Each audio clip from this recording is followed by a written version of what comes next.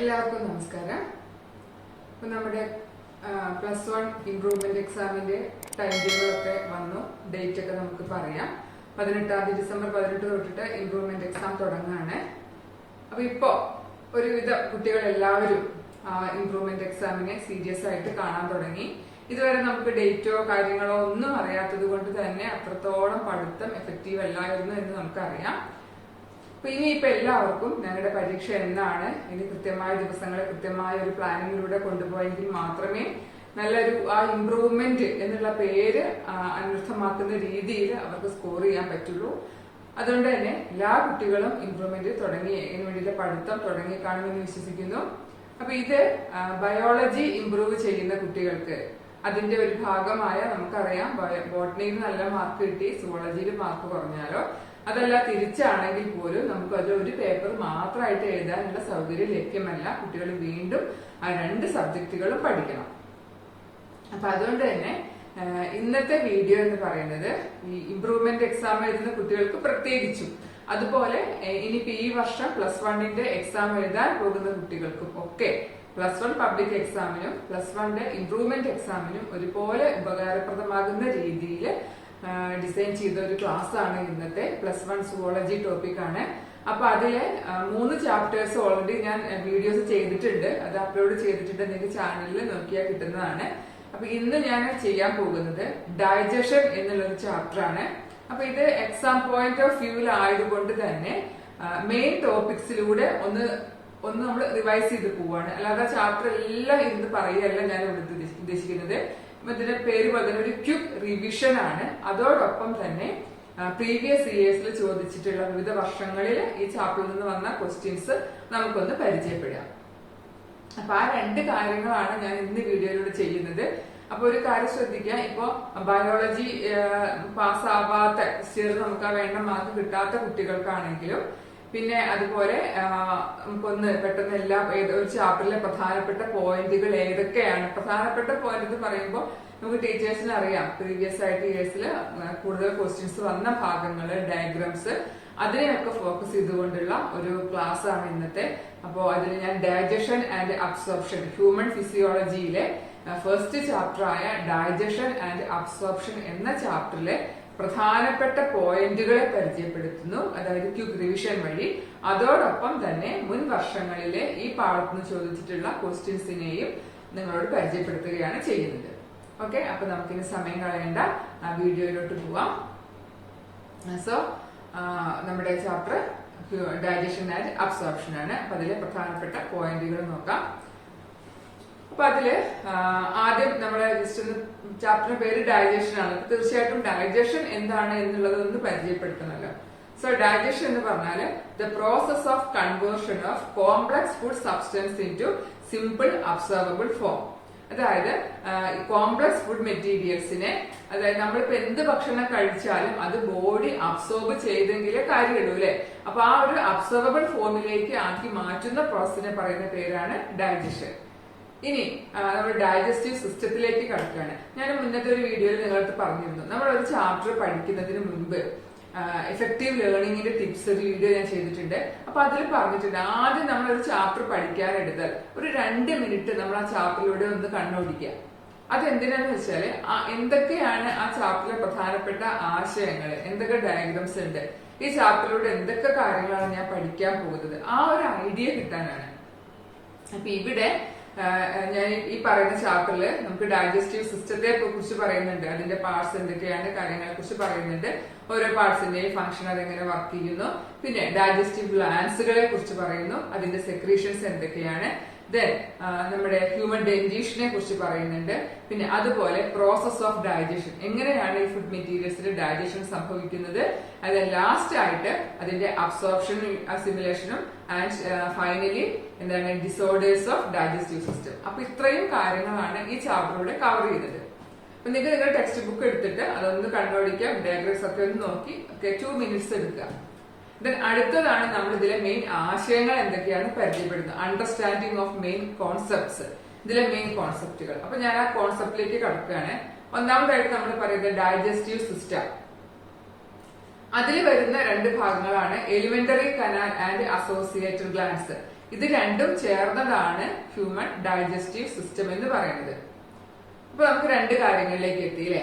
ഇനി ഇപ്പൊ ഇത് ഞാൻ പറഞ്ഞിരുന്നു, you can use flow chart, പിന്നെ അതുപോലെ തന്നെ മൈൻഡ് മാപ്പ്, അങ്ങനെയുള്ള കുറെ ആശയങ്ങൾ, കൺസെപ്റ്റ് മാപ്പുകളൊക്കെ നിങ്ങൾക്ക് യൂസ് ചെയ്യാമെന്ന് പറഞ്ഞിരുന്നു എളുപ്പത്തിന്. അപ്പൊ നിങ്ങൾക്ക് ചെയ്യാം ഡൈജസ്റ്റീവ് സിസ്റ്റം എഴുതി രണ്ടായി ഡിവൈഡ് ചെയ്ത് elementary canal and associated glands. ഇനി നമ്മൾ എലിമെന്ററി കനാലിലേക്ക് കടക്കുകയാണെങ്കിൽ എന്താ ചെയ്യേണ്ടത്? ഏതൊക്കെയാണ് ഹ്യൂമൻ എലിമെന്ററി കനാലിന്റെ ഡൈജസ്റ്റീവ് സിസ്റ്റത്തിന്റെ പ്രധാനപ്പെട്ട ഭാഗങ്ങൾ, എലിമെന്ററി കനാലിന്റെ ഭാഗങ്ങളായിട്ട് വരുന്നത് എന്നുള്ളത് അത് നോക്കൂ. ഇവിടെ നമ്മളൊരു ആരോ, ഒരു ഫ്ലോ ചാർട്ട് ആരോ വെച്ചിട്ടൊക്കെ നമ്മൾ റെപ്രസെന്റ് ചെയ്തിട്ടുണ്ട്.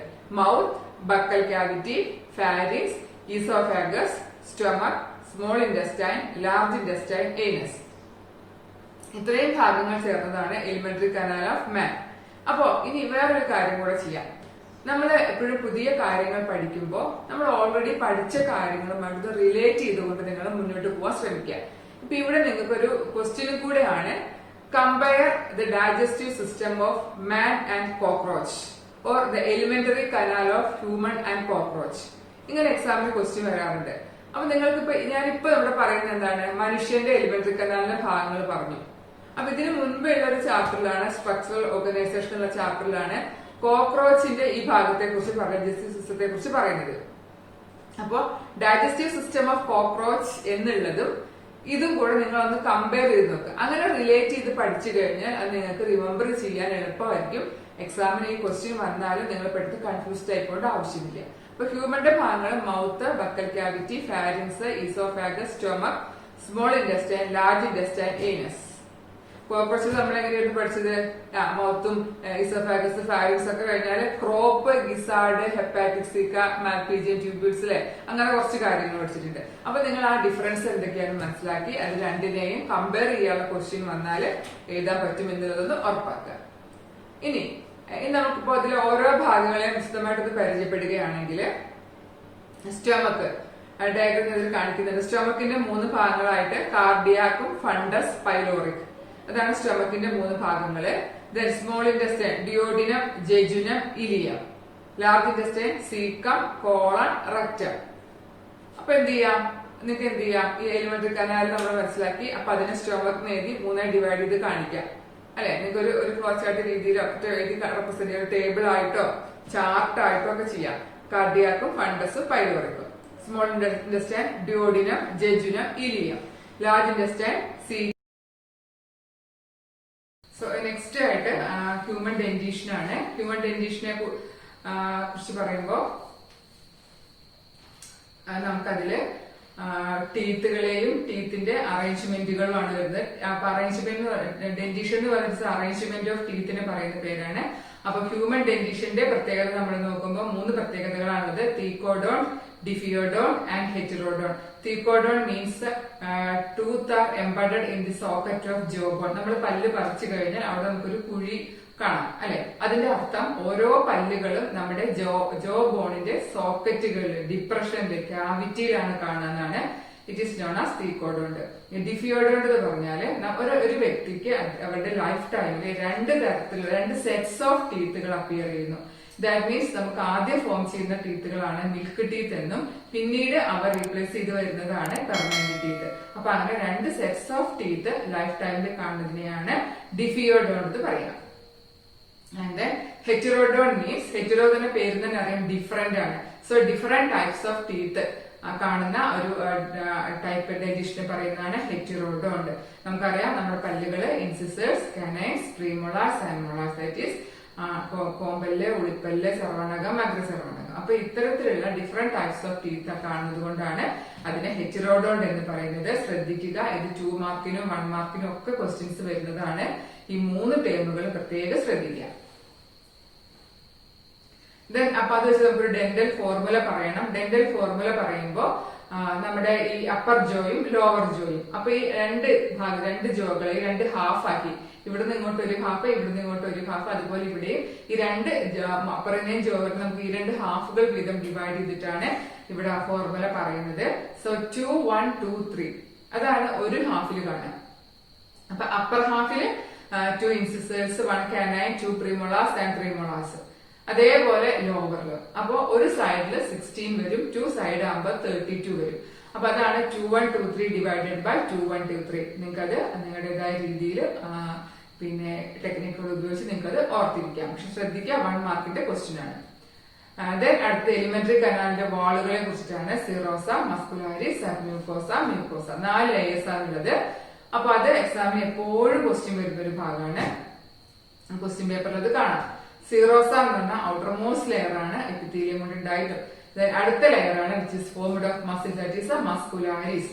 And submucosa which contain nerve, blood and lymph vessel.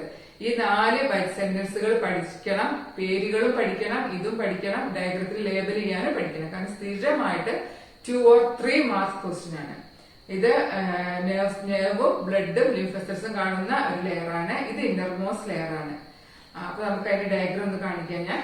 ഇതാണ് സിറോസ, ഇത് മസ്കുലാരിസ്, ഇത് submucosa, and this one is A mucosa.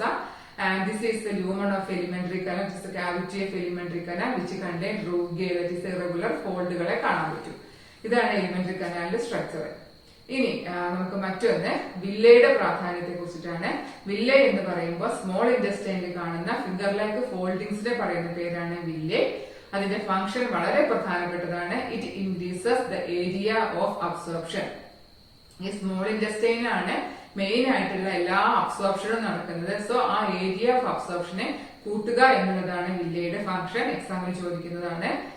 വില്ലയുടെ കാണുന്നത് ബ്ലഡ് കാപ്പിലറീസ് കാണാം. അതുപോലെ തന്നെ പ്രധാനപ്പെട്ട ഒരു പോയിന്റ് ആണ് വില്ലയിൽ കാണുന്ന ലാർജ് ലിംഫ് വെസലിന്റെ പേരാണ് ലാക്റ്റിയൽ. 1 മാർക്ക് ക്വസ്റ്റ്യൻ.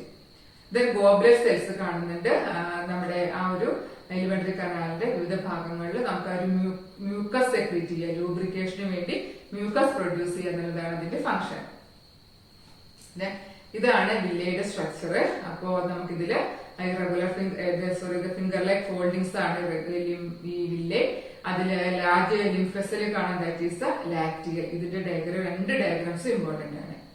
ഇനി നമ്മുടെ ഡൈജസ്റ്റീവ് ഗ്ലാൻസിലേക്ക് കടക്കുകയാണ്. അത് നമ്മൾ ആദ്യമേ പറഞ്ഞു. Digestive system consist of elementary canal and associated glands. അപ്പൊ ഗ്ലാൻസുകളെ കുറിച്ച് പറയുമ്പോൾ salivary glands, gastric glands, liver, pancreas, intestinal gland, ഈ 5 ഗ്ലാൻഡുകളാണ് നമുക്ക് അതിൽ പറയാനുള്ളത്. ഇപ്പൊ സലൈവറി ഗ്ലാൻഡ് നമ്മുടെ മൗത്തിൽ കാണുന്നു. 3 പെയേഴ്സ് ആണുള്ളത്. അത് ഫസ്റ്റ് വൺ പാരോട്ടിഡ് ഗ്ലാൻഡ് നമ്മുടെ ഈ ഭാഗത്തായിട്ട് കാണുന്നതാണ്. ഇത് സബ് മാക്സിലറി ഉണ്ട്, പിന്നെ സബ് ലിംഗൽ നാവിന്റെ അടിയിൽ കാണുന്നത്. അപ്പൊ ഇതില് ഈ 3 ഗ്ലാൻഡുകളുമാണ് സലൈവ പ്രൊഡ്യൂസ് ചെയ്യുക എന്നുള്ളതാണ് മെയിൻ ഫംഗ്ഷൻ. അത് ഗ്യാസ്ട്രിക് ഗ്ലാൻസ് കാണുന്നുണ്ട്. സ്റ്റൊമക്കിൽ കാണുന്ന ഗ്ലാൻസ് ആണ് ഗ്യാസ്ട്രിക് ഗ്ലാൻസ്. ദെൻ ലിവർ വരുന്നുണ്ട്. ലിവർ ലാർജസ്റ്റ് ഗ്ലാൻഡ് ആണ്. ലിവർ സെൽസ് നമുക്കറിയാം ഹെപ്പാറ്റിക് സെൽസ് ആണ്. അതിലെ ഹെപ്പാറ്റിക് ലോബ്യൂളിനെ കവർ ചെയ്തുകൊണ്ട് കാണുന്ന കണക്റ്റീവ് ടിഷ്യൂ ഷീറ്റിനെ പറയുന്ന പേരാണ് ഗ്ലിസൺസ് ക്യാപ്സ്യൂൾ. അത് വളരെ ശ്രദ്ധിക്കുക, 1 മാർക്കിന്റെ ആണ്. ദെൻ പാൻക്രിയാസ് ഉണ്ട്, പിന്നെ അതുപോലെ ഇൻറ്റെസ്റ്റിനൽ ഗ്ലാൻസ്. ഇത്രയുമാണ് നമ്മുടെ അസോസിയേറ്റഡ് ഗ്ലാൻസിൽ കാണുന്നത്. ഇനി അതിലെ ഗ്യാസ്ട്രിക് ഗ്ലാൻഡിലെ 3 തരം സെൽസ്, ഇതും വളരെ പ്രധാനപ്പെട്ടതാണ്. മ്യൂക്കസ് നെക്സൽ മ്യൂക്കസ് പ്രൊഡ്യൂസ് ചെയ്യുന്നു. അത് നമുക്ക് കൺഫ്യൂഷൻ ഇല്ല. ഈ 2 കാര്യങ്ങൾ, പെപ്റ്റിക് അല്ലെങ്കിൽ ചീഫ് സെൽ, അവരുടെ ഫംഗ്ഷൻ പെപ്സിനോജനെ പ്രൊഡ്യൂസ് ചെയ്യുന്നു. പിന്നെ ഓക്സിൻറ്റിക് സെൽ അല്ലെങ്കിൽ പെറൈറ്റൽ സെൽ അവരെ HCl-ഉം അതുപോലെ intrinsic factor, that means vitamin B12ന്റെ അബ്സോർപ്ഷൻ എസെൻഷ്യൽ ആയിട്ടുള്ളതാണ്, അതിനെ സെക്രീറ്റ് ചെയ്യുന്നു. അപ്പൊ നിങ്ങൾ ശ്രദ്ധിക്കുക, പെപ്റ്റിക് സെൽസ് സെക്രീറ്റ് എന്താണ് pepsinogen. Then parietal cells secrete dash HCl അല്ലെ. അപ്പൊ 2 പേരുകളുണ്ട്, peptic or chief, that is pepsinogen, parietal അല്ലെങ്കിൽ ഓക്സിൻറ്റിക് ദാറ്റ് സെക്രീറ്റ് HCl. അത് വളരെ ശ്രദ്ധിക്കുക, എക്സാമിന് ചോദിക്കുന്നതാണ്. സോ ഇത്രയും നമുക്കിനി അടുത്തത് നമുക്ക് മെയിൻ ആയിട്ട് ഗ്ലാൻഡുകളുടെ ഫംഗ്ഷനിലേക്ക് പോവാം. അപ്പോ ഇതിന്റെ ഈ പറഞ്ഞ ചിത്രങ്ങൾ ഒന്ന് പ്രത്യേകം ശ്രദ്ധിച്ചോളാം. ഈ ഗ്ലാൻഡുകളും ഈ പറഞ്ഞ ലെയേഴ്സിനെ ഔട്ട്സൈഡ് ടു ഇൻസൈഡ് അറേഞ്ച് ചെയ്യാനും ഇൻസൈഡ് ടു ഔട്ട്സൈഡ് അറേഞ്ച് ചെയ്യാനും 2 രീതിയിലും നിങ്ങൾക്ക് ക്വസ്റ്റ്യൻസ് വരുന്നതായിരിക്കും. So digestive glands and their secretions.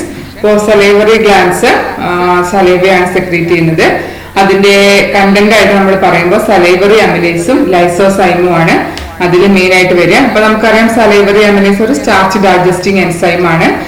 Anti bacterial സലൈവയിലെ ആന്റി ബാക്ടീരിയൽ എൻസൈം ഏതാണ്? 1 മാർക്ക് ക്വസ്റ്റ്യൻ വരുന്നതാണ്. So it is lysozyme. Okay. പിന്നെ ഈ സലൈവറി അമിലേസിന്റെ pH എത്രയാണ്? 6.8. അത് 1 മാർക്കിന്റെ ക്വസ്റ്റ്യൻ വരുന്നതാണ്. സോ ഈ ഭാഗങ്ങൾ ശ്രദ്ധിക്കുക. ദെൻ ഗ്യാസ്ട്രിക് ഗ്ലാൻഡ് സെക്രീഷൻ നമ്മൾ ഗ്യാസ്ട്രിക് ജ്യൂസ് എന്ന് പറയുന്നു. അപ്പൊ അതിലെ എൻസൈം അല്ലെങ്കിൽ കണ്ടന്റുകളായിട്ട് നമ്മൾ പറയുമ്പോൾ പെപ്സിനോജൻ എന്ന് പറയുന്ന നമുക്ക് ഒരു കാര്യം ശ്രദ്ധിക്കാം. ഈ നോജൻ അതുപോലെ തന്നെ പേരിന് മുന്നേ പ്രോ അങ്ങനെയൊക്കെ വരുമ്പോ അതൊക്കെ ഇനാക്റ്റീവ് ഫോം ഓഫ് എൻസൈമിനെ കാണിക്കുന്നതാണ്. സോ പെപ്സിനോജൻ എന്ന് പറഞ്ഞാൽ പെപ്സിൻ എന്ന് പറയുന്ന എൻസൈമിന്റെ ഇനാക്റ്റീവ് ഫോം ആണ്. Then renin protein digesting enzyme ആണ്. കൂടാതെ അവിടെ HCl സെക്രീറ്റ് ചെയ്യപ്പെടുന്നുണ്ട്.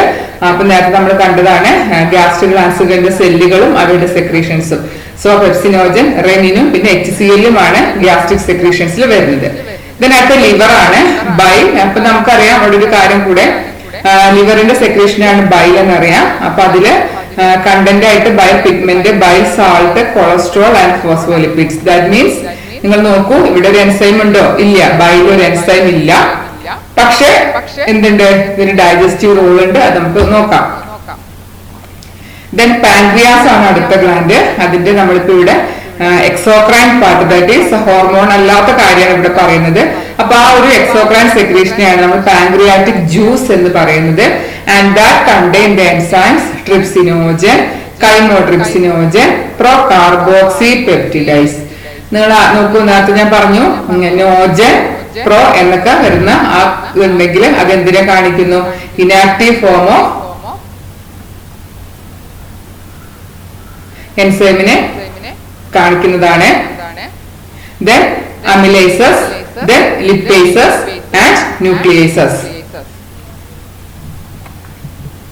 Trypsinogen, chymotrypsinogen, procarboxy peptidase, amylase, lipase, nuclease.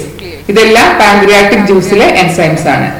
Then ഇന്റസ്റ്റൈനിലെ succus entericus or succus entericus അല്ലെങ്കിൽ ഇന്റസ്റ്റൈനൽ ജ്യൂസിനെ പറയുന്ന വേറൊരു പേര് എന്താണ് ചോദിക്കുമ്പോൾ that is succus entericus. And അതിന്റെ കണ്ടന്റുകളായിട്ട് വരുന്നത് ഡൈസാക്രിഡേസസ്. Disaccharidase means enzyme which digest disaccharides. Dipeptidases, lipases, nucleosidases. എൻസൈമുകളുടെ പേരാണ് ഈ ഏസസ് നമ്മൾ എന്ത് ചെയ്യുന്നത്. സോ ഇതാണ് ഇൻഡസ്റ്റൈൻ ജ്യൂസിലുള്ള enzymes. Disaccharidases, dipeptidases, lipases, nucleosidase. പാൻക്രിയാസിലുള്ളതാണ് trypsinogen, chymotrypsinogen, procarboxy peptidase, amylases, lipases and nucleases. അപ്പൊ ഇത്രയാണ് ഈ ഗ്യാസ്ട്രിക് ഗ്ലാൻഡുകളും അവയുടെ സെക്രീഷൻസും. ഇത് നിങ്ങൾ വളരെ നന്നായിട്ട് പഠിച്ചിരിക്കണം. കാര്യം എന്താന്ന് വെച്ചാല് നമുക്കൊരു ക്വസ്റ്റ്യൻ പേപ്പേഴ്സ് നോക്കുമ്പോൾ നിങ്ങൾക്ക് അത് മനസ്സിലാവും.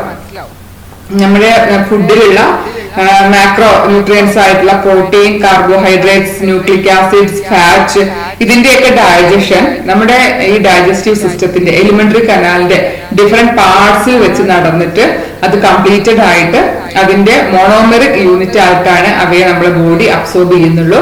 അപ്പൊ ആ പ്രോസസ്സ് എങ്ങനെ എവിടെ വെച്ച് നടക്കുന്നു, അതിലെ ഏതൊക്കെ എൻസൈമുകളാണ് വർക്ക് ചെയ്യുന്നത്, അത് എങ്ങനെ വർക്ക് ചെയ്യുന്നു, ഇതൊക്കെ അറിയണമെങ്കിൽ നിങ്ങൾ ആദ്യം ഏതൊക്കെ എൻസൈമുകൾ ഏതൊക്കെ ഭാഗത്താണ് വരുന്നത്. ഇപ്പൊ പാൻക്രിയാറ്റിക് ജ്യൂസ് എന്ന് പറഞ്ഞാൽ പാൻക്രിയാസ് പ്രൊഡ്യൂസ് ചെയ്യുന്നതാണ്.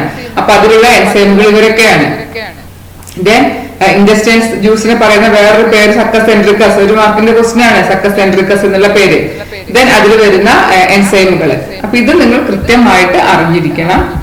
അടുത്തത് ഇപ്പോ നേരത്തെ ഞാൻ പറഞ്ഞു അല്ലെ, ഈ നോജനും പ്രോയൊക്കെ ഉള്ളത് ഇനാക്റ്റീവ് ഫോം ഓഫ് എൻസൈമിനെ കാണിക്കുന്നു. അപ്പൊ അടുത്തായിട്ട് പറയുന്നത് activation of protein digesting enzyme. ഈ എൻസൈമുകളെ ആക്ടിവേറ്റ് ചെയ്യുന്നത് എങ്ങനെയാണ്? ഇതും 1 or 2 മാർക്കിന്റെ ഷുഗർ ക്വസ്റ്റ്യൻ ആയിട്ട് വരുന്നതാണ്.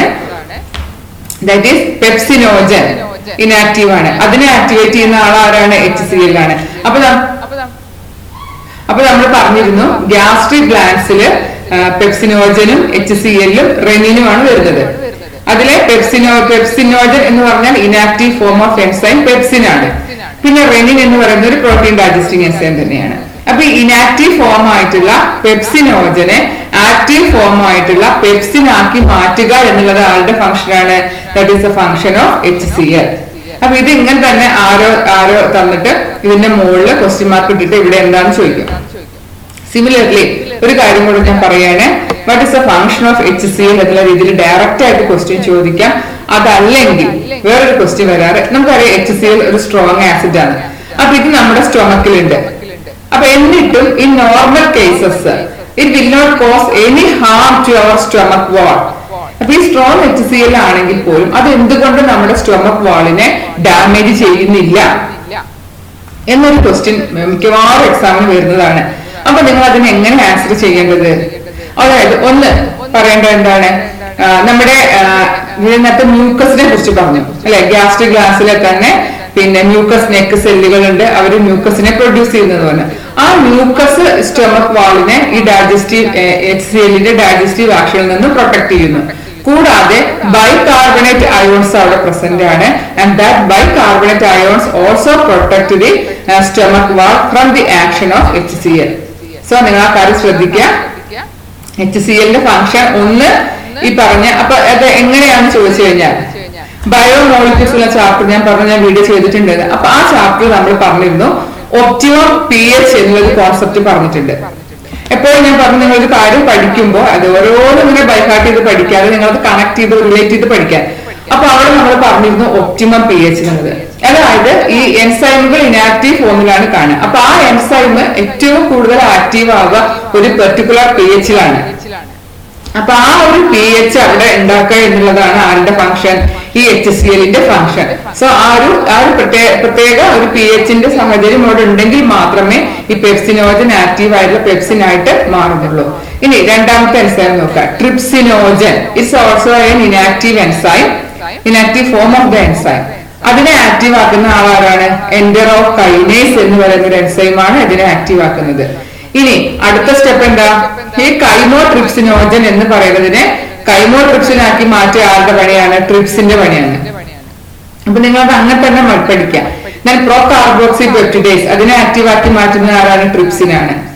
സോ ഈ ഒരു കാര്യം ഇത് രണ്ടും സ്ഥിരമായിട്ട് എക്സാമിന് ചോദിക്കുന്നതാണ്.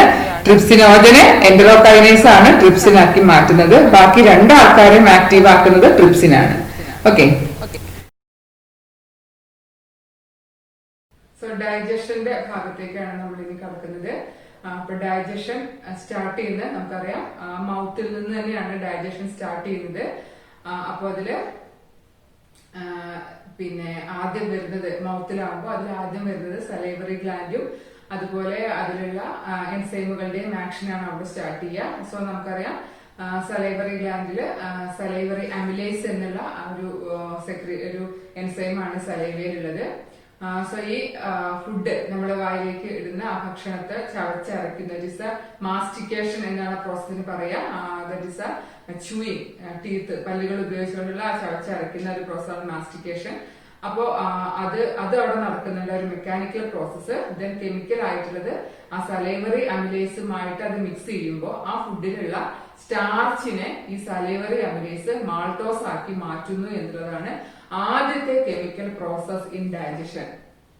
മറ്റൊരു കാര്യം സലൈവറി അമിലേസിന്റെ pH ഞാനത് സൂചിപ്പിച്ചു 6.8 ആണ്. സോ സ്റ്റാർച്ചിനെ സലൈവറി അമിലേസ് മാൾട്ടോസ് ആക്കി മാറ്റുന്നു. ഇത് 1 മാർക്കിനൊക്കെ ചോദിക്കുന്ന ഒരു ചോദ്യമാണ്. ഇത് മാത്രമായിട്ട് ഈ എൻസൈമിന്റെ പേര് എഴുതാൻ ചോദിക്കും, pH എഴുതാൻ ചോദിക്കും, ഈ പ്രൊഡക്റ്റ് എഴുതാൻ എല്ലാ ക്വസ്റ്റ്യൻ രീതി വരുന്നതാണ്. ഇനി പാൻക്രിയാറ്റിക് ഗ്ലാൻഡിലേക്ക് പോവുകയാണെങ്കിൽ നമ്മൾ കാർബോഹൈഡ്രേറ്റിന്റെ ഡൈജഷൻ ആണ് പറയുന്നത്. അപ്പൊ നിങ്ങളൊരു കാര്യം ശ്രദ്ധിക്കുക, നമ്മളിപ്പോ മൗത്ത് പറഞ്ഞു കഴിഞ്ഞു, അടുത്തത് ഏതാണ് പറയുന്നത്? പാൻക്രിയാസിലേക്കാണ്. അപ്പൊ ഇൻഡസ്ട്രിന്റെ ഭാഗത്തേക്കാണ് നമ്മൾ പോയത്. സോ അവിടെ ആര് മിസ്സിംഗ് ആണ്? സ്റ്റൊമക്ക് മിസ്സിംഗ് ആണ്. So what is it mean? That means there is no digestion of carbohydrate in stomach. സ്റ്റൊമക്കിൽ വെച്ചിട്ട് കാർബോഹൈഡ്രേറ്റിന്റെ ഡൈജഷൻ നടക്കുന്നില്ല. കാരണം in stomach there is no enzyme for carbohydrate digestion. കാർബോഹൈഡ്രേറ്റിനെ ഡൈജസ്റ്റ് ചെയ്യാനുള്ള എൻസൈമുകൾ എവിടെ ഇല്ല? ഗ്യാസ്ട്രിക് ഗ്ലാൻസിന്റെ സെക്രീഷൻസിൽ ഇല്ല, സ്റ്റൊമക്കിൽ ഇല്ല. അവിടെ ഏതൊക്കെയാണ്? പെപ്സിനും റെനിനും ഒക്കെ അല്ലേ? അപ്പൊ അതൊക്കെ ഏതാണ്? പ്രോട്ടീൻ ഡൈജസ്റ്റിംഗ് എൻസൈം ആണ്. സോ അപ്പൊ നെക്സ്റ്റ് പാർട്ടായ എവിടേക്കാണ് നമ്മൾ പോകുന്നത്? ഇൻഡസ്റ്റൈൻ ആണ്. അപ്പൊ അവിടേക്ക് പോകുമ്പോ അവിടെ നമുക്കറിയാം പാൻക്രിയാറ്റിക് ജ്യൂസ് ഉണ്ടായിരിക്കും, ഇൻഡസ്ട്രിയൽ ജ്യൂസ് ഉണ്ടായിരിക്കും അല്ലെ. അപ്പൊ അതിലെ പാൻക്രിയാറ്റിക് അമൈലേസ് എന്നുള്ളത് ഈ പോളിസാക്കറൈഡുകളെ എന്താക്കി മാറ്റുകയാണ് ചെയ്യുന്നത്? ഡൈസാക്കറൈഡ്സ് ആക്കി മാറ്റുന്നു. അടുത്ത ഭാഗത്തേക്ക് പോയാല് ഇൻഡസ്ട്രിയൽ ജ്യൂസ് ആണ് അവിടെ കാണുക. അപ്പോ ഇൻഡസ്റ്റൈനിലെ ആ ഒരു നമ്മൾ പറയുന്ന ഇൻഡസ്ട്രിയൽ ഗ്ലാൻഡുകൾ അവരുടെ സെക്രീഷൻസില്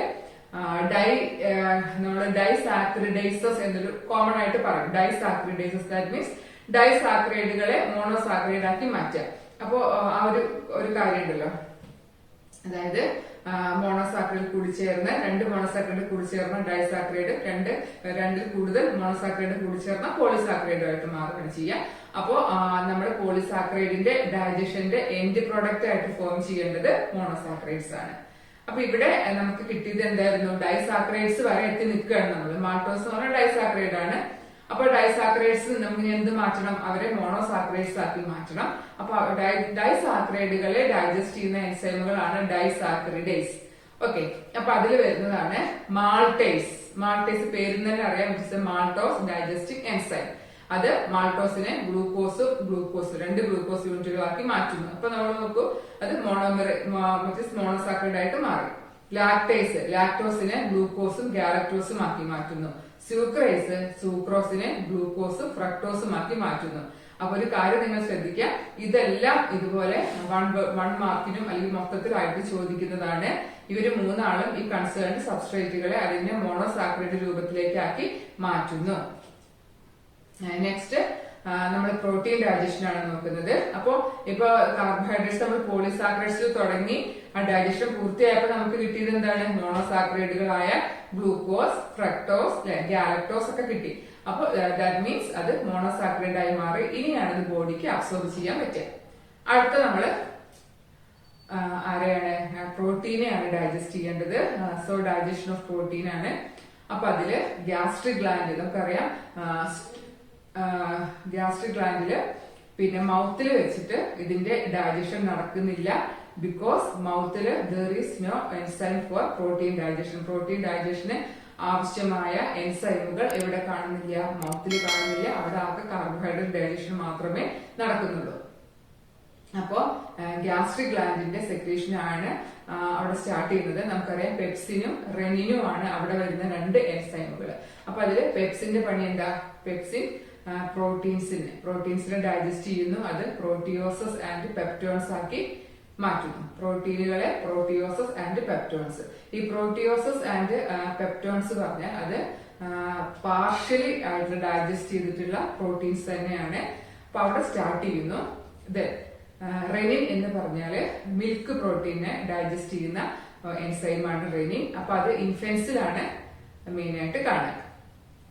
ഓക്കെ, അപ്പൊ പെപ്സിൻ ആൻഡ് റെനിൻ അത് രണ്ടുമാണ് ഗ്യാസ്ട്രിക് ഗ്ലാൻഡ് സ്റ്റൊമക്കിൽ വരുന്ന പ്രോട്ടീൻ ഡൈജഷന്റെ ഭാഗം. ഇനി അടുത്തതാണ് പാൻക്രിയാറ്റിക് ഗ്ലാൻഡ്. പാൻക്രിയാസിനെ കുറിച്ച് നമ്മൾ നേരത്തെ പറഞ്ഞു. പാൻക്രിയാസിന്റെ സെക്രീഷൻ പാൻക്രിയാറ്റിക് ജ്യൂസ് ആണ് എക്സോക്രൈൻ പാർട്ടിന്റെ. അപ്പൊ അതിൽ 3 ആളുകളാണ് പ്രോട്ടീൻ ഡൈജഷനിൽ വരുന്നത്. Trypsin, chymotrypsin, then carboxin peptidase. ഇവര് 3 ആളും എന്ത് ചെയ്യുന്നു? ഈ പ്രോട്ടീൻസ്, പ്രോട്ടിയോസസ് ആൻഡ് പെപ്റ്റോൺസ്, ഈ 3 ആളുകളിലും ഈ 3 പ്രോട്ടീന്റെ ഈ 3 ഫോമുകളിലും ഇവരെന്ത് ചെയ്യാണ്? ഇവർ വർക്ക് ചെയ്തിട്ട് ഇവരെന്താക്കി മാറ്റുകയാണ്? ഡൈപെപ്റ്റൈഡ്സ് എന്നുള്ള രൂപത്തിലേക്ക് മാറ്റുന്നു. അപ്പൊ അവിടെ ഒരു കാര്യം നിങ്ങൾ മനസ്സിലാക്കുക, proteins are formed of amino acids. നിങ്ങൾക്ക് അറിയാം, അതായത് അമിനോ ആസിഡുകൾ കൂടി ചേർന്നിട്ടാണ് പ്രോട്ടീൻ ഉണ്ടാകുന്നത്. അപ്പൊ 2 അമിനോ ആസിഡുകൾ കൂടി ചേർത്ത് ഡൈപെപ്റ്റൈഡ് ആകുന്നു.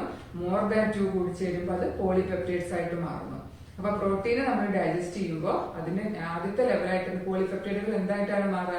ഡൈപെപ്റ്റൈഡുകളായിട്ടും പിന്നീട് അത് അമിനോ ആസിഡുകളായിട്ട് മാറുന്നു. സോ ഇവര് 3 ആളും ഇതിനെ എന്താക്കി മാറ്റുകയാണ്? ഡൈപെപ്റ്റൈഡ്സ് ആക്കി മാറ്റുന്നു. പിന്നെ അടുത്ത ഭാഗം ഇന്റസ്റ്റൈൻ ആണ്. അവിടെ ഏത് എൻസൈം ഉണ്ട്? ഡൈപെപ്റ്റിഡൈസസ് എന്ന് പറയുന്ന എൻസൈം ഉണ്ട്. പേരിന്ന് തന്നെ അറിയാം, ഡൈപെപ്റ്റൈഡിനെ ഡൈജസ്റ്റ് ചെയ്യുക എന്നുള്ളതാണ് അവരുടെ ഫംഗ്ഷൻ. അവര് ഡൈപെപ്റ്റൈഡ്സിനെ അമിനോ ആസിഡുകളാക്കി മാറ്റുന്നു. അപ്പൊ നോക്കൂ നിങ്ങൾ, പ്രോട്ടീൻസിനെ തുടങ്ങി നമ്മളിപ്പോ അവസാനിച്ചിരിക്കുന്നത് എവിടെയാണ്? അമിനോ ആസിഡ് എന്ന ഫോമിലേക്ക് എത്തുന്നു. സോ അമിനോ ആസിഡ് എന്ന് പറഞ്ഞാൽ മോണോമെറിക് യൂണിറ്റ് ആണ്. അപ്പൊ അതുകൊണ്ട് തന്നെ ബോഡിക്ക് അതിനെ അബ്സോർബ് ചെയ്യാൻ പറ്റും. That is A protein digestion. എക്സാമിന് എപ്പോഴും ചോദിക്കുന്ന ഒരു ചോദ്യമാണ് കേട്ടോ. അടുത്ത് നമ്മൾ ലിവർ ഡൈജഷൻ ഓഫ് ലിപ്പിഡ്സ് ആണ് അടുത്ത് പറയാൻ പോകുന്നത്. അപ്പൊ അതില് ലിവറിന്റെ റോള് പറയുകയാണെങ്കിൽ ബൈലിന് ലിവറിന്റെ സെക്രീഷൻ. അപ്പൊ ബൈലിനെ കുറിച്ച് പറയുമ്പോൾ ബൈലിന് ഡൈജസ്റ്റീവ് എൻസൈമുകൾ ഒന്നുമില്ല, പക്ഷെ എന്നാൽ ബൈലിന് ഡൈജഷനിൽ റോൾ ഉണ്ട്. അതെങ്ങനെയാണെന്ന് ചോദിക്കുമ്പോഴാണ് നമ്മൾ പറയേണ്ട ഒരു കാര്യം, അതിന്റെ പ്രോസസ്സാണ് emulsification of fat. What's a role of bile എന്ന് ചോദിച്ചാൽ എമൽസിഫിക്കേഷൻ ഓഫ് ഫാറ്റ്. ഇനി അതെന്താണെന്ന് ചോദിച്ചാലോ, that is fat is broken down into small micelles. ഫാറ്റിനെ ബ്രോക്ക് ഡൗൺ ചെയ്തിട്ട് ചെറിയ യൂണിറ്റുകളാക്കി മാറ്റുന്നു. ആ യൂണിറ്റുകളുടെ പേരാണ് മൈസെൽസ്. അപ്പൊ ആ ഒരു മാറ്റുന്ന ആ ഒരു പ്രോസസ്സിനെ പറയുന്ന പേരാണ് എമൽസിഫിക്കേഷൻ. കൂടാതെ ബൈലിന്റെ മറ്റൊരു ഫംഗ്ഷൻ ലിപ്പേസ് എന്ന എൻസൈമിനെ ആക്ടിവേറ്റ് ചെയ്യുന്നു. സോ ഒരു ക്വസ്റ്റ്യൻ ആണ്, bile contain no digestive enzyme but it plays the role in digestion. What is the role of digestion? What is the role of bile in digestion? It's emulsification of fat. It is broke down. The fat is broke down into small units called micelles. Okay. പിന്നെ ലിപ്പേസിന്റെ activation.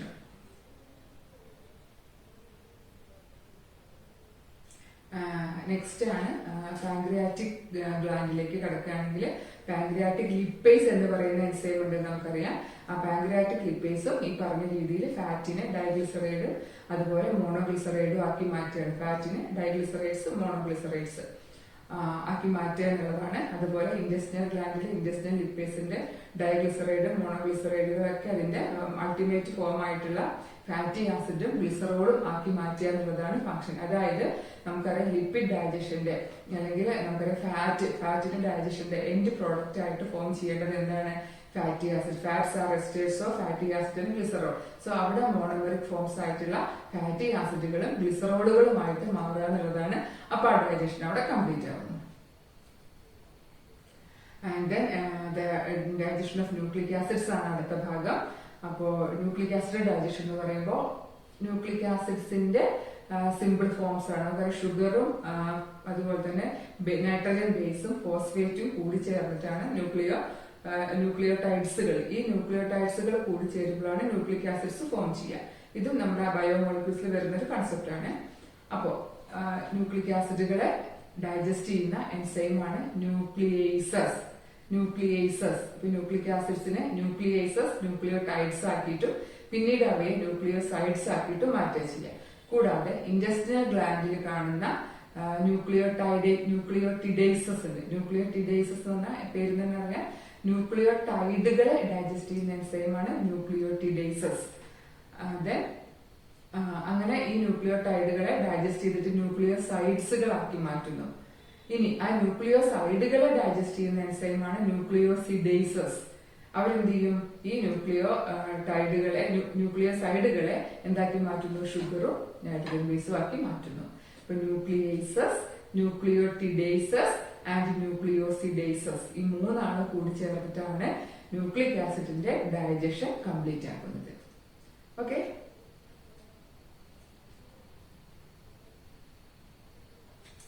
And next portion is absorption of fatty acids and glycerol. ഇനി നമ്മൾ പഠിച്ചത് എന്താണ്? നമ്മൾ കഴിക്കുന്ന food മെറ്റീരിയൽസിലുള്ള complex ആയിട്ടുള്ള മോളിക്യൂൾസിനെ break down ചെയ്തിട്ട് അവരുടെ സിമ്പിൾ ഫോംസ് ആക്കി മാറ്റുന്നു.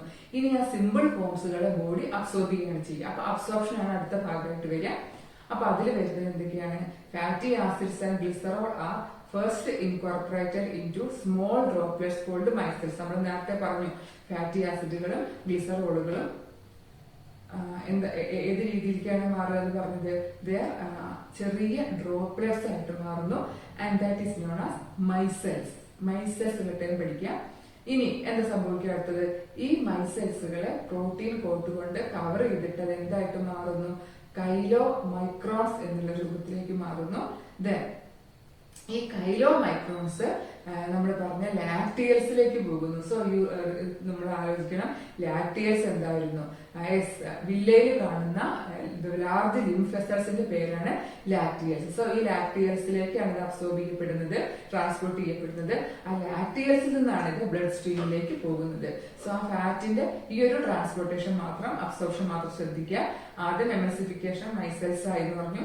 ആ മൈസെൽസിനെ പ്രോട്ടീൻ കോട്ടുകൊണ്ട് കവർ ചെയ്ത് കൈലോ മൈക്രോൺസ് ആയി അത് ലാക്ടിയൽസിലേക്കും അവിടെ നിന്ന് ബ്ലഡ് സ്ട്രീമിലേക്കും പോവുകയാണ് ചെയ്യുന്നത്. ഇനി മറ്റൊരു പ്രധാനപ്പെട്ട കാര്യങ്ങൾ സൂചിപ്പിക്കട്ടെ. നമ്മളിപ്പോ ഡൈജഷൻ സ്റ്റാർട്ട് ചെയ്യുമ്പോൾ അത് മൗത്തിൽ തുടങ്ങി ടീത്ത് ഉപയോഗിച്ച് ചവച്ചരച്ച് മാസ്റ്റിക്കേഷൻ സലൈവയുമായിട്ട് മിക്സ് ചെയ്യുന്നു എന്ന് പറഞ്ഞു അല്ലെ. അങ്ങനെ സലൈവയുമായിട്ട് മിക്സ് ചെയ്തിട്ട് ഒരു ബോൾ രൂപത്തിലാക്കിയിട്ടാണ് നമ്മൾ ആ ഫുഡിനെ വിഴുങ്ങുക എന്ന്, സ്വാളോവിങ് എന്ന ഡിഗ്ലൂട്ടീഷൻ ഡിഗ്ലൂട്ടീഷൻ എന്നാണ് അതിന്റെ ടേം. ആ ഒരു പ്രോസസ് നടക്കുന്നത്. സോ ബോളസ് എന്നുള്ള രൂപം മൗത്തിൽ വെച്ചിട്ടാണ് ഉണ്ടാവുന്നത്. ഇനി ബോളസ് രൂപത്തിലായി നമ്മൾ സ്വാളോവിംഗ് നടത്തിയ ആ ഒരു ഫുഡ് സ്റ്റൊമക്കിലേക്ക് എത്തിക്കഴിഞ്ഞാൽ അവിടുത്തെ ആസിഡ് മീഡിയവുമായിട്ട് മിക്സ് ചെയ്യപ്പെടുന്നു. എങ്ങനെയാണ് സ്റ്റൊമക്കിൽ ആസിഡ് മീഡിയം ഉണ്ടാവുന്നത്? Yes, because of the presence of HCl ഉണ്ട് അല്ലെ. അപ്പൊ ഈ HCl-ുമായിട്ട് അത് മിക്സ് ചെയ്തിട്ട് ആസിഡിക് ആയിട്ട് മിക്സ് ചെയ്യാണോ, അങ്ങനെ അതൊരു ആസിഡിക് ആയിട്ടുള്ള സെമി ഡൈജസ്റ്റഡ് ആയിട്ടുള്ള പേസ്റ്റ് ലൈക്ക് രൂപത്തിലേക്ക് മാറുന്നു. And that form is known as came എന്നുള്ള രൂപത്തിലേക്ക് അത് മാറും. സോ കൈം കാണുന്നത് സ്റ്റൊമക്കിലാണ്, ദെൻ ബോളസ് കാണുന്നത് മൗത്തിലാണ്. ദെൻ പെരിസ്റ്റാൾസിസ് എന്ന് പറഞ്ഞാൽ ആ ഒരു എലിമെന്ററി കനാലിലൂടെയുള്ള വേവ് ലൈക്ക് മൂവ്മെന്റിന്റെ പറയുന്ന പേരാണ് പെരിസ്റ്റാൾസിസ്. ഓക്കെ, അതിന്റെ കൂടെ ഞാൻ ആഡ് ചെയ്തേ ഉള്ളൂ. ഇന്ന് നമുക്ക് ഡൈജസ്റ്റഡ് ഫുഡിന്റെ അബ്സോർപ്ഷനെ കുറിച്ച് പറയുമ്പോൾ ഏത് രീതിയിലാണ് അബ്സോർപ്ഷൻ നടക്കുക എന്നുള്ളത് ക്വസ്റ്റ്യൻ വരാറുണ്ട്. സോ 3 രീതികളാണ് അവിടെ വരുന്നത്. ഒന്ന് ബൈ പാസീവ് ട്രാൻസ്പോർട്ട്, രണ്ടാമത്തത് ആക്റ്റീവ് ട്രാൻസ്പോർട്ട്, മൂന്നാമത്തത് ബൈ ഫെസിലിറ്റേറ്റഡ് ട്രാൻസ്പോർട്ട്. 3 രീതികളാണ്. അപ്പൊ പാസീവ് ട്രാൻസ്പോർട്ട് എന്ന് പറയുമ്പോൾ it is by simple diffusion, that is from higher concentration to lower concentration. Then active transport എന്ന് പറയുമ്പോൾ it occurs against the concentration gradient ആണ്, അതുകൊണ്ട് എനർജി ആവശ്യമാണ്. മൂന്നാമത്തെ തരം എന്ന് പറഞ്ഞാൽ with the help of a carrier protein, ഒരു കാരിയർ പ്രോട്ടീന്റെ സഹായത്തോട് കൂടിയിട്ടുള്ള ട്രാൻസ്പോർട്ടേഷൻ ആണ്. ഇറ്റ് ഈസ് നോൺ ആ ഫെസിലിറ്റേറ്റഡ് ട്രാൻസ്പോർട്ട്. സോ നിങ്ങൾ ശ്രദ്ധിക്കാം, പാസീവ്, ആക്റ്റീവ്, ഫെസിലിറ്റേറ്റഡ്. പാസീവ് എന്ന് പറഞ്ഞാൽ സിമ്പിൾ ഡിഫ്യൂഷൻ വഴിയാണ്, എനർജി എക്സ്പെൻഡിച്ചർ ഒന്നും ആവശ്യമില്ല, from higher to lower concentration. Active transport എന്ന് പറഞ്ഞാൽ എഗെയിൻസ്റ്റ് ദി കോൺസെൻട്രേഷൻ ഗ്രേഡിയന്റ് ആണ്, hence requires energy. Facilitated transport എന്ന് പറഞ്ഞാൽ with the help of a carrier protein. ഈ 3 കാര്യങ്ങൾ ശ്രദ്ധിക്കുക. ഈ ഡയഗ്രാംസ് ശ്രദ്ധിക്കുക, എക്സാമിന് ലേബൽ ചെയ്യാൻ ചോദിക്കുന്നതാണ്. ഇത് സ്റ്റൊമക്കിന്റെ റീജിയൻ കാണിക്കാനാണ്. ആൻഡ് ദെൻ ഇത് മിക്കവാറും എക്സാമിന് ചോദിക്കുന്നതാണ്. ഗാൾ ബ്ലാഡർ ലേബൽ ചെയ്യാൻ ചോദിക്കാം. അതുപോലെ നമ്മുടെ ഈ ഡക്ട് ഫ്രം ലിവർ, ഇത് കോമൺ ആയിട്ടുള്ള ഹെപ്പാറ്റിക് ഡക്ട്, ഇത് ബൈൽ ഡക്ട് ആണ്. ദെൻ ഇത് പാൻക്രിയാസ് ആണ്, ദെൻ ഡ്യൂയോഡിനം. സോ ഈ ഒരു ഡയഗ്രാം എപ്പോഴും ലേബൽ ചെയ്യാൻ ചോദിക്കുന്നതാണ്. ആൻഡ് ഇത് നമ്മുടെ ഇൻഡസ്ട്രിയുടെ നമ്മുടെ എലിമെന്ററി കനാലിന്റെ വിവിധ ഭാഗങ്ങളിൽ വെച്ച് നടക്കുന്ന അബ്സോർപ്ഷനെ കാണിക്കുന്നു. അപ്പൊ നിങ്ങൾ ശ്രദ്ധിക്കേണ്ട കാര്യം, സ്മോൾ ഇൻഡസ്റ്റൈനിൽ വെച്ചിട്ടാണ് മിക്കവാറും എല്ലാ കാര്യങ്ങളുടെയും അബ്സോർപ്ഷൻ നടക്കുക.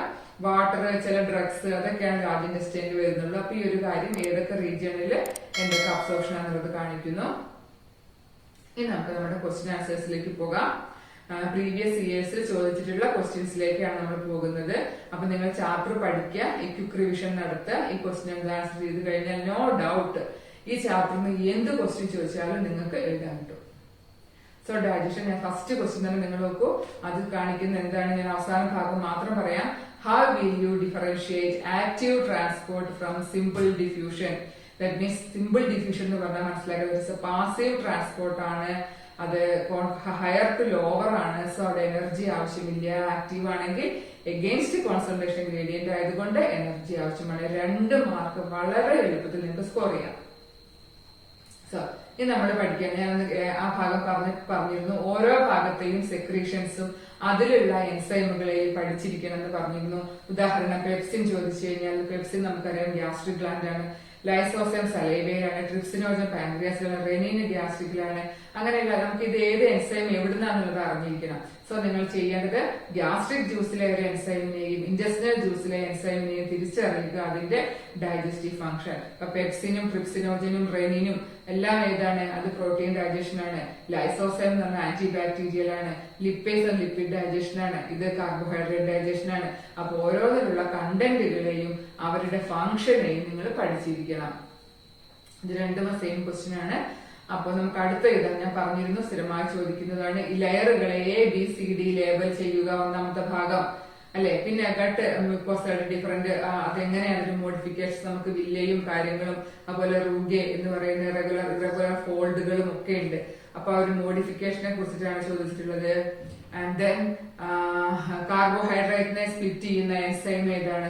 സലൈവയിലുള്ളത് നമുക്കറിയാം, ഒരേ എൻസൈം ആണ്, സലൈവറി അമിലേസ് എന്നുള്ള ഡൈജസ്റ്റീവ് എൻസൈമേ ഉള്ളൂ. Then antibacterial enzyme, ഞാൻ പറഞ്ഞു 1 മാർക്കിന്റെ ക്വസ്റ്റ്യൻ ആണുള്ളത്, that is the lysozyme. Then alimentary കനാലിന്റെ ഏത് ഭാഗത്താണ് ഈ പ്രവർത്തനങ്ങൾ നടക്കുക? നിങ്ങൾ ചിന്തിച്ചു നോക്കുക. നമ്മൾ പഠിച്ചതാണ് ഈ 3 ആൾക്കാർ ആരാണെന്നുള്ളത്. ഇവരെ സെക്രീറ്റ് ചെയ്യുന്നത് പാൻക്രിയാസ് ആണെന്ന് നമുക്കറിയാം. അപ്പോൾ ഇത് എവിടെ നടക്കുന്നു എന്നുള്ളതാണ് ചോദ്യം. പിന്നെ ഇത് അടുത്ത ഫംഗ്ഷൻ പ്രോട്ടീനെ ഈ രീതിയിലാക്കി മാറ്റുന്നു. ഇത് നമുക്കറിയാം. പെപ്സിൻ എന്ന് പറയുന്ന എൻസൈം ഗ്യാസ്ട്രിക് ജ്യൂസിലുള്ളതാണ്. സോ ഇത് സ്റ്റൊമക്കിലാന്നുള്ളത് നമുക്ക് അണ്ടർസ്റ്റുഡ് ആണ്. അപ്പോ ഇങ്ങനത്തെ രീതിയിൽ ക്വസ്റ്റ്യൻ ചോദിക്കാം. ഇനി ഇതൊക്കെ നിങ്ങൾ അടുത്ത question, the action of protein digesting enzymes. പാൻക്രിയാസിലെ പ്രോട്ടീൻ ഡൈജസ്റ്റിംഗ് എൻസൈമിന്റെ ആക്ഷനെയാണ് ഇത് കാണിക്കുന്നത് അല്ലെ. പാൻക്രിയാസ് ട്രിപ്സിനോജൻ, ആ ട്രിപ്സിനോജൻ ട്രിപ്സിനായിട്ട് മാറുന്നു. ആ പണി ചെയ്യുന്ന ആൾ ആരാണെന്നുള്ളതാണ് നമ്മൾ ഒന്നാമതായിട്ട് ലേബൽ ചെയ്യേണ്ടത്. രണ്ടാമതായിട്ട് കൈമോട്രിപ്സിനോജൻ ഫോം ചെയ്യുന്നുണ്ട്. എന്നിട്ട് ഇവിടെ അതിന്റെ ഫംഗ്ഷനുകളാണ് കൈമോട്രിപ്സിനായി മാറിയിട്ട് എന്താ ചെയ്യുന്നത്, പ്രോട്ടീൻസിനെ ഡൈപെപ്റ്റൈഡ്സ് ആക്കി മാറ്റുകയാണ്. അപ്പൊ ഈ ഒരു ആക്ഷൻ നമ്മൾ പഠിക്കണം. എൻഡോക്രൈൻ പാർട്ട് ഓഫ് പാൻക്രിയാസിന് എന്ത് പേര് പറയുന്നു? Then give one word for the following. 2 sets of teeth in lifetime. ഒരാളുടെ ലൈഫ് ടൈമിൽ 2 sets of teeth കാണുന്നതിന് അതിന് പറയുന്ന ഒറ്റ വാക്ക് എന്താണ്? Yes, 2 sets of teeth. അപ്പൊ ഡിഫിയോഡോണ്ട് എന്നാണ് ആ ഒരു കാര്യത്തിന്റെ പേര്.